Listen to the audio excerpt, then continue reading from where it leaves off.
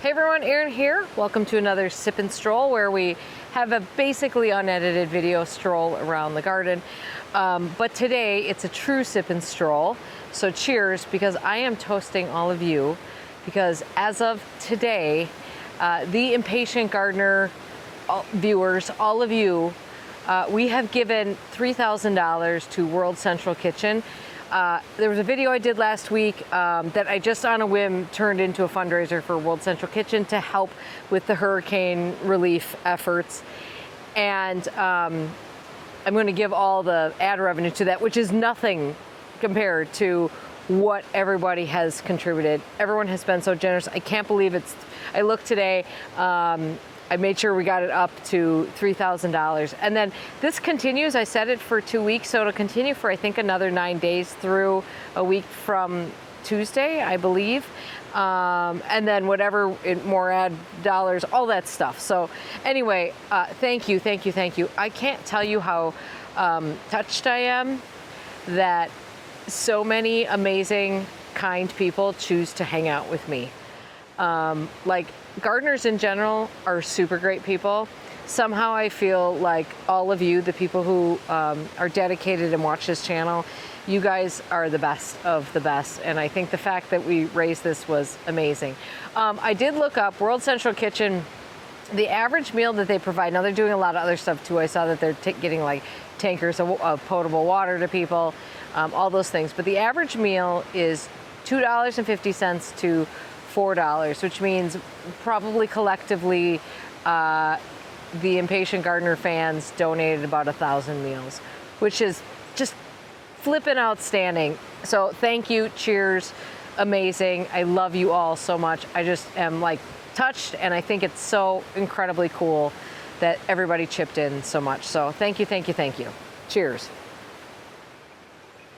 We are gonna do something a little different today, because I'm looking around and there's actually some dahlias that are worth cutting, and I miss my dahlia bouquets so much.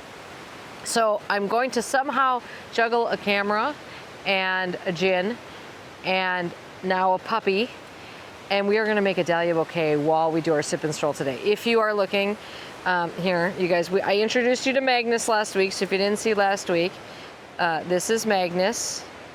He's a dirty little bird. He's been in the garden with me all day. No, no, no, not there. Keep going. Trying to train dogs where we go to the bathroom. Dorothy is kind of, she's into it now, mostly. Good boy. Sorry, guys. You got to deal with that. Okay, so first of all, we're catching some really pretty light here, too, although it will fade quick. So Magnus, it turns out, is like, he's a little bit of a Velcro dog, and I'm not gonna lie, I'm not angry about it. It's kind of nice, although it is a little challenging to get anything done. So we're just gonna, this is not gonna be anything too fancy, but I'm gonna just cut some dahlias as we go here. So I've been just busting it in the garden today, and it was so good. I wish today could have lasted longer, because even though it's incredibly windy, it's been just a beautiful day here. Like the perfect kind of like early fall day. You know, it's jeans and a fleece, but it's been nice. And I'm just feeling very accomplished in the garden. And also very, very nervous that, I mean, we don't have anything in the forecast, but you know it can turn at a moment's notice this time of year. So Creighton honey and it's a woman. What's her name? Let me find the name, because we know you want to know. Who is she? Who are you, lady? It was the one that I really, really, really, Pam Howden. This is Pam Howden. Now that's not fully open, but it's still pretty. Okay, let's move along this way.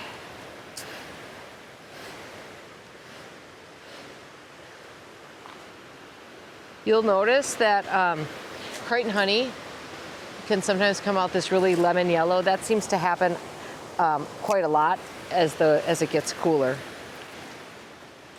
I mean, some of these are a little eaten up, but I'm so desperate for some dahlia bouquets that I'm not going to be fussy here. Are you going to stay up there? Okay, now we have some good ones over here. This pink guy is the first good Penhill Dark Monarch that I've had all season. So I'm definitely taking, I mean, none of these are perfect, but I don't care. I just desperately need dahlia bouquet. And then here we have some Lakeview Peach Fuzz.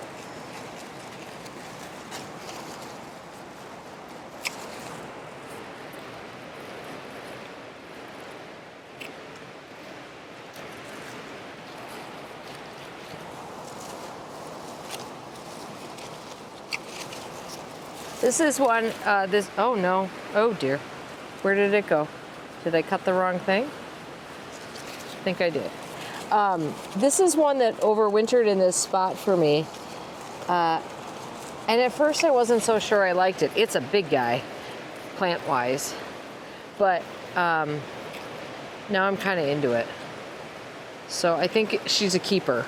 I am gonna be a little bit, not everything is staying. Not everything is gonna make it to the basement this year. And I'm probably not gonna leave my dahlias in the ground over winter because I like to decide what goes where. And when I forgot what was where, it became a problem. Okay, now, I don't know if any of those are worth cutting, but we do have some. Now, it's been so windy today that anything that was gonna break did. And there is a lot of broken dahlia stems in here, including this one right here. And I tell you, I don't have the energy to worry about. Look at this, Thomas Edison. Gorgeous, gorgeous, gorgeous. I don't have the energy to worry about staking things back up anymore. We know we're on borrowed time now. Oh, that one's not going to keep very well. Anytime your petals are like fully back like that, that's not going to last long. That's okay. It's too pretty not to put in there. Then unfortunately I had two gorgeous, gorgeous, gorgeous Bloomquist jeans, and the whole plant toppled down this morning because you'll see in a second just how windy it is here, but everything's been just kind of falling down like crazy.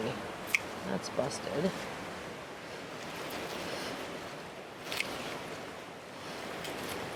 I had to abandon my gin. That's how dedicated I am to these dahlias. Oh, that didn't sound good. Did I break that low? No. Oh, took a while to get here, but Thomas Edison, oh, so worth it. Okay, let's move along and do something other than just do this. So I have started, I think I told you last week actually, that I've started taking out plants that are going to be saved.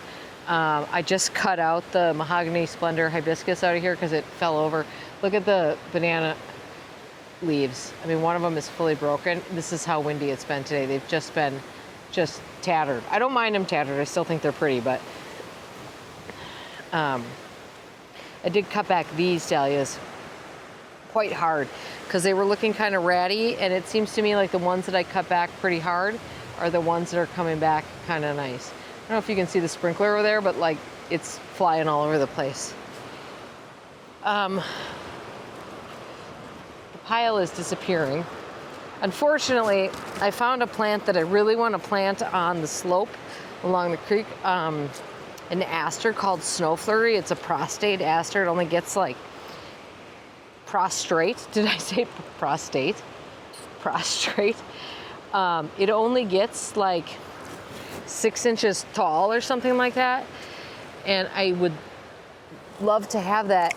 And I was trying to find some place to order it from, and it seems like I probably should just wait till spring because it seems like I'm going to have to pay through the nose to get it. And I'm pretty sure it should be available locally.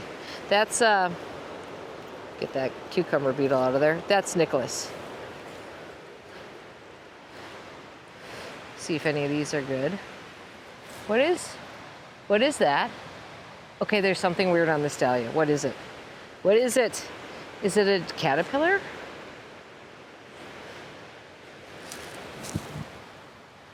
What is that right there? I guess I have to pull it off and we're gonna find out what it is. I'm kind of sick of being grossed out in the garden.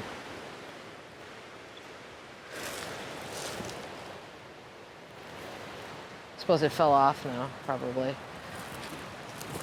It did, it fell off. Well, I think it was a caterpillar. Okay, the garden back here is looking kind of crispy. Joe Pye weed, you know, Joe Pye weed is basically a bog plant. So this dryness, we are in another dry stretch, you guys. And it's really bad. Like, look at this hydrangea. Like, every time I turn around, something is trying to die on me because I can't get water on it. So, remember I've been talking about this serviceberry?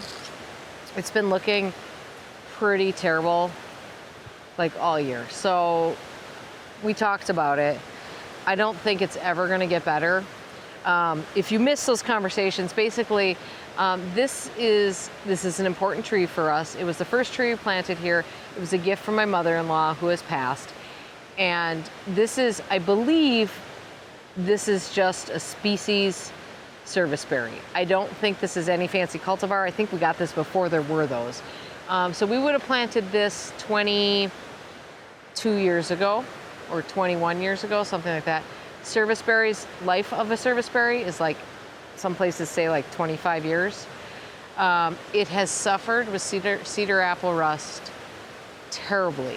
Now, all serviceberries here have been terrible this year. This one's been suffering from it for years. I don't think it's gonna get better. So even though we've been trying to save this tree, I think we're probably at the point where it's gonna come out. I know exactly what I wanna put there. I wanna put a Seven Sons tree there. You'll see a video that shows you why I'm really into that tree. So it's gonna be a lot of work to get that out of there, and I think we'll do it next spring, probably. So what I'll have to do is dig out these hostas and maybe some of the plants on the other side of it. This clematis that hangs through the tree, this is Graveti Beauty. I will dig that out. Ooh, watch out, puppy. Sorry, baby. Sorry, bud. Yeah, watch where you're stepping. And then we're kind of hoping we can have someone come with like a digger thing and just dig the whole root ball out so we can plant something right in its place. I don't know, I mean, that's not a definite thing, but it's weighing on us. So there's that. I still haven't gotten the Fachadera out. That was supposed to be today's project and that hasn't happened, just into a pot.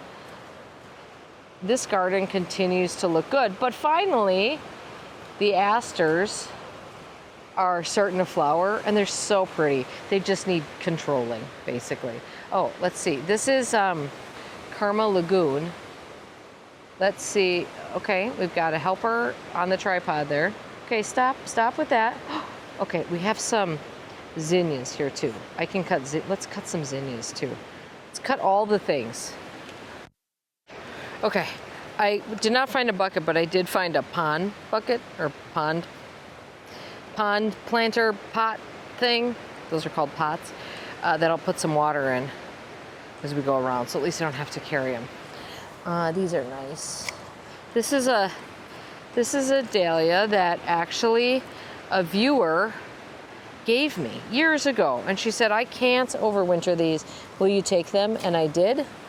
And here we are. And they're pretty. They're nice little guys. They kind of open, they sort of turn white, but they kind of have like a lavender blush to them. I've already written in my notes that this Hackenlacloa right here, Stripe It Rich, is moving.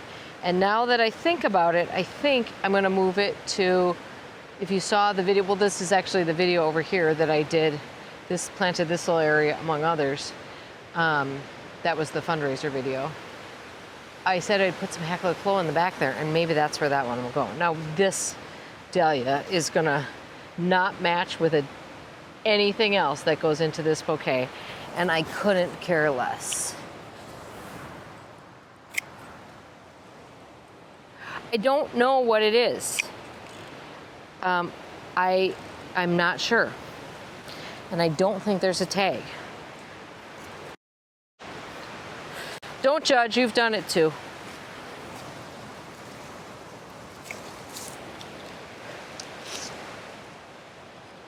I mean, I don't think I'd ever like pick this if I saw this somewhere, because that is fully neon pink, but it's blows your mind away. Oh, you came down the big stairs.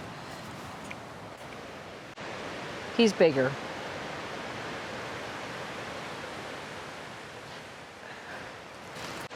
I just literally, like, everything is so parched looking. Everything looks like it needs water. It's just hard do. Okay, we have lots of, all the dahlias in here fell over in the wind, but this is Cornell bronze right here, and this area was not as hard hit by the spotted cucumber beetles as others were, although here's, ugh. Look at that. Look at all those slugs on there. Ugh, gross. That's what happens when your dahlias end up on the ground. The slugs arrive quickly. So in terms of gardening stuff, what I'm working on right now is, obviously there's a lot of plants that need to get into the ground. And that's sort of where my well, they've got two priorities. Getting the stuff planted, and then getting all the stuff that is not hardy ready to go at a moment's notice, because I am perpetually caught off guard by that. And so this year I really want to have everything ready to go to come in. And also, I mean, I need to work on the houseplants and stuff too. That stuff should really be, I mean, our weather is 70s during the day, and then low 50s at night is sort of where we're at for the next week. Now we're gonna go get some of these pretty purple guys. And I think I pointed this out last week, but I'm so into this persicaria with the exact same color as this dahlia that's here. And again, this is another, now this dahlia, I'm almost positive, came out of a Proven Winners. There was like a spring, summer bulb box that I think was being sold at Home Depot. Don't drink out of there, man. No, that's not the water bowl. No, that's not the water bowl. Stop. Oh.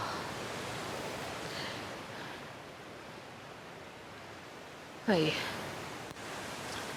Good thing we grow organically around here. Anyway, so I think this was in one of those mixed boxes, and I think I've mentioned that I need to look up what the name was, because it's a really good one. This is not the best example of it, but we need to go back to where we were, because there was the same question last week multiple times. So I need to tell you what a plant was that a lot of people asked about.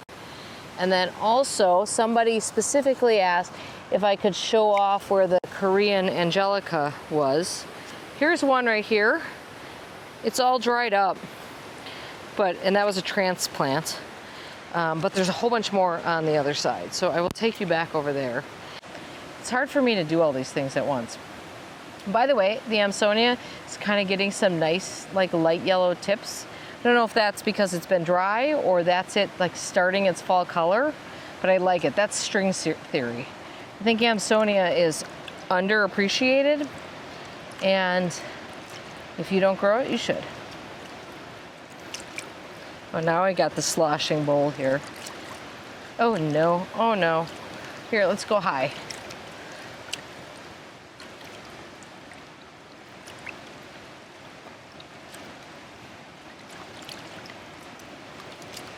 Oh my gosh, Magnus, stop. Okay, two things. Let's just pop over here. Hey, that's enough. Oh my gosh. Okay, thank you for your help, sir.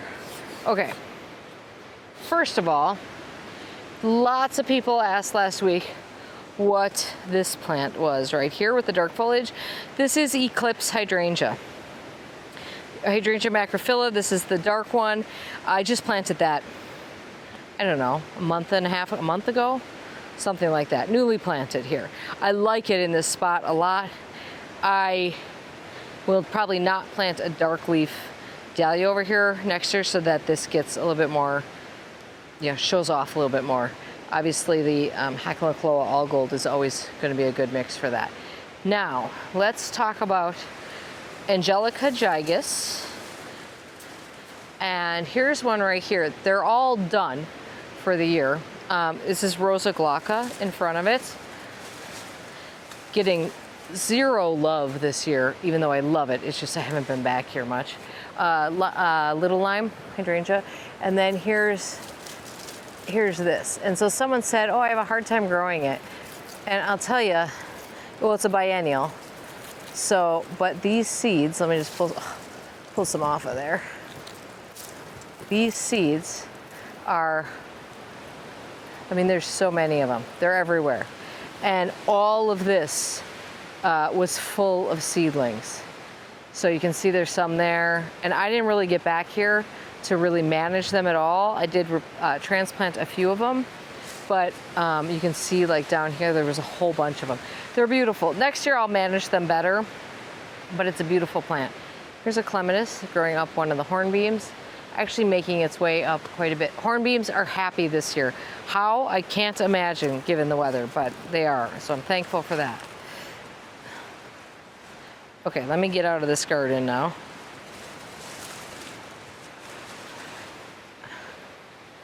Okay, I'm gonna abandon my bucket for the time being. Try to stick my stems in here. Okay, let's go look at the rest of the garden.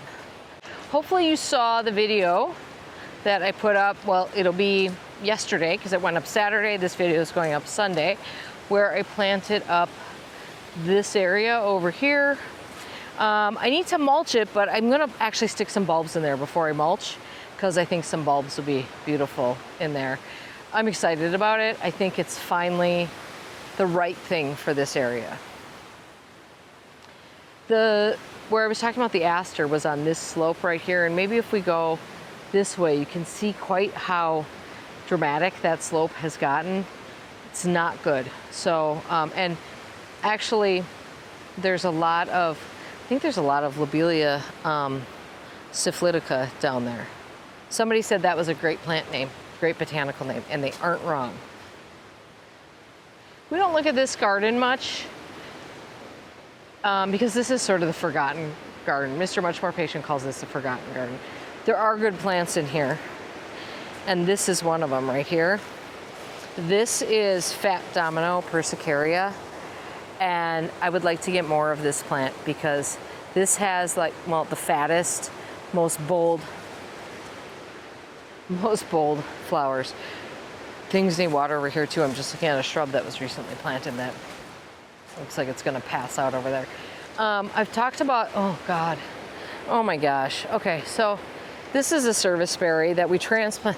This serviceberry has been in like 3 places, and then it landed over here, but oh man, this is all buck rub. I hope it survives. We'll see. Russian cypress. Some of that would actually be very good on the slope. And if you look this way, I think you can see that it's like a drop off now. Some of this would actually be very good on that slope if I could get more of that. I think Russian cypress, that snow flurry aster, some geranium macrorrhizum, and then we've already transplanted some iris purple flame there. That might be a good little combination. Big plant over there is Petasites japonicus. That's the less invasive butterbur.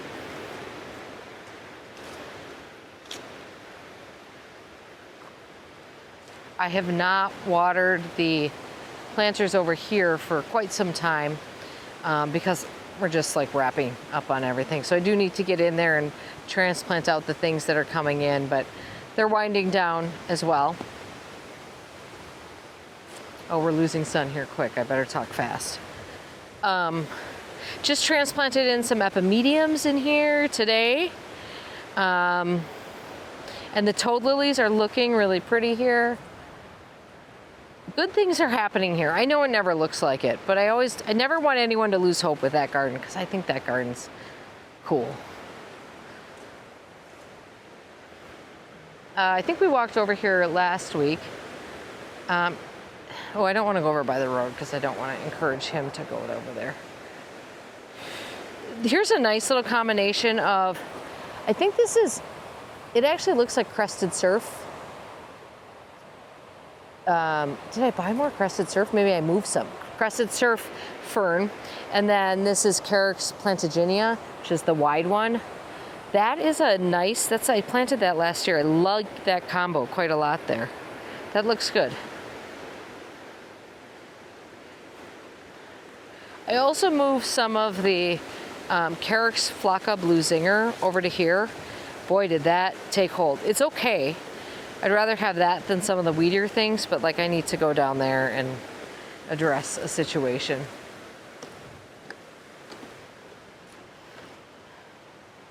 This phlox keeps blooming here. I guess the deer don't cross bridges. I never did remove the blue shag pine. It doesn't look great, but it doesn't look terrible, and it's not fully dead.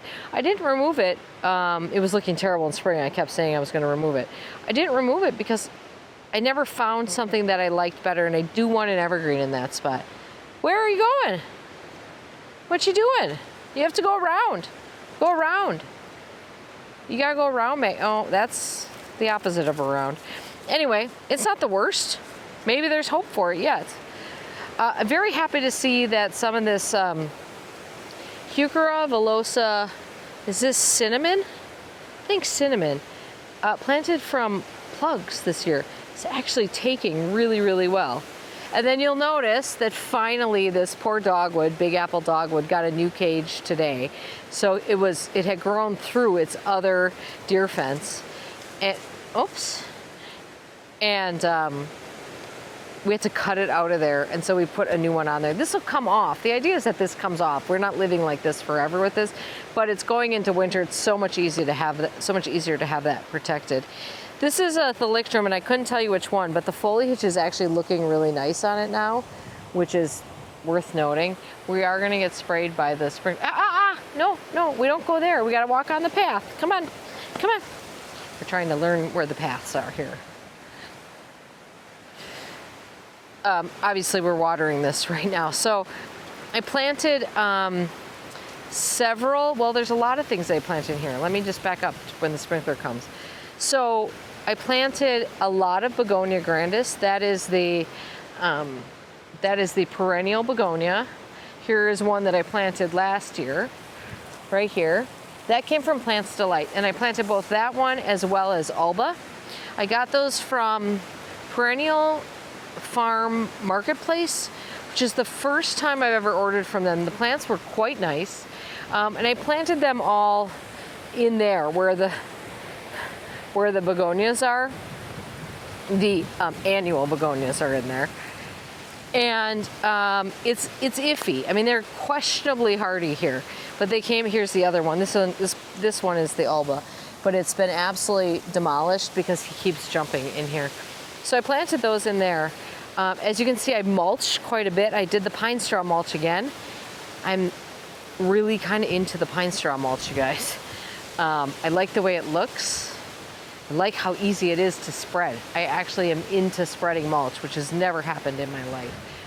So I planted a whole bunch of those in there. And then I transplanted some epimediums. And then if you saw the video from yesterday where I had that Oradenia fusion of fire, I popped a couple of those in there. That one is actually moving. It's too high, but also I want it in a different spot. So that one's gonna move. There's another one kind of tucked in there. I think that would be really pretty. Now, this is what I just decided today. This is what happens when I spend a lot of time out here. If you can see through here, maple tree, some sort of spruce, and then a Norway spruce on the other side. That's the tree that the pots are hanging from. And when I was looking at this tree today, this spruce in the middle, it's in really wretched shape. Don't drink out of there. No, nope, not drinking out of there. You know, a lot of these branches at the bottom are dead. I looked at it from the other side. It looks terrible. Hey, stop, please stop drinking out of that. Come on, come on, come on. And when I stand back here, it's not blocking. I mean, sometimes we have left some of these trees that are here because they're blocking a view.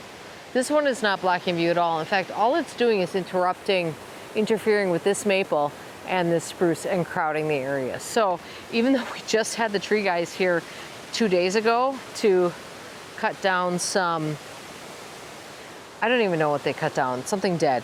Took out 2 dead trees in the woods that were trying to drop on something. I think we have a case of the zoomies working here. I asked Mr. Much More Patient if he could call them, because I know they're still working in the neighborhood, to come back and take this tree down.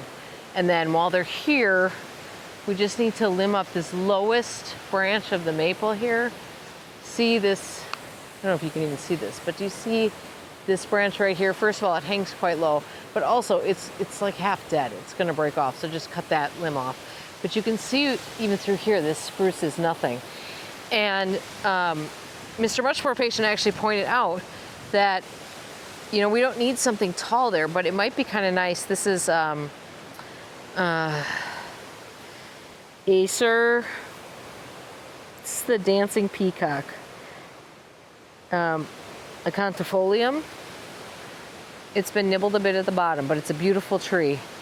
And actually another one of those or something similar to that height would actually be beautiful in that spot, or obviously neither, because we're not gonna pay to have the stump removed. So now I'm hoping that can happen this fall yet, because now that I have that in my head, it has to happen. Like, it just came up to me, and now I'm like, okay, how do we make that happen like now? And hopefully we can, because it needs to come out of there. The monkshood is starting to bloom, and I feel like that's worth mentioning. It's gorgeous.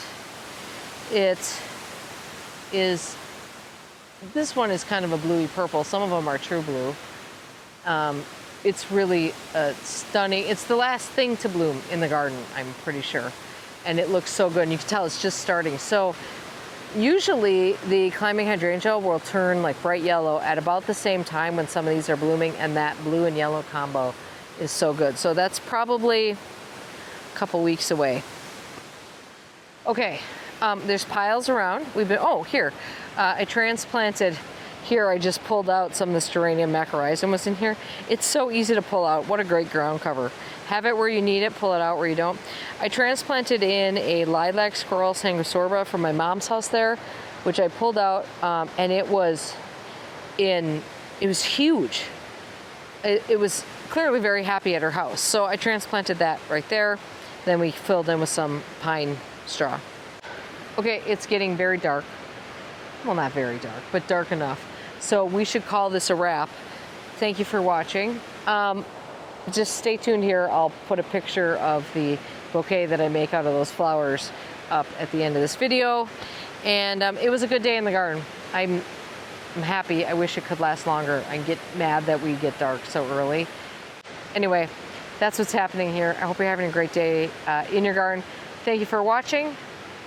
We'll talk to you soon. Oh, and by the way, if anybody works for Veuve Clicquot and you want to like become an Impatient Gardener sponsor, just let me know. I got the hat already. All right, have a great day. Bye, everybody.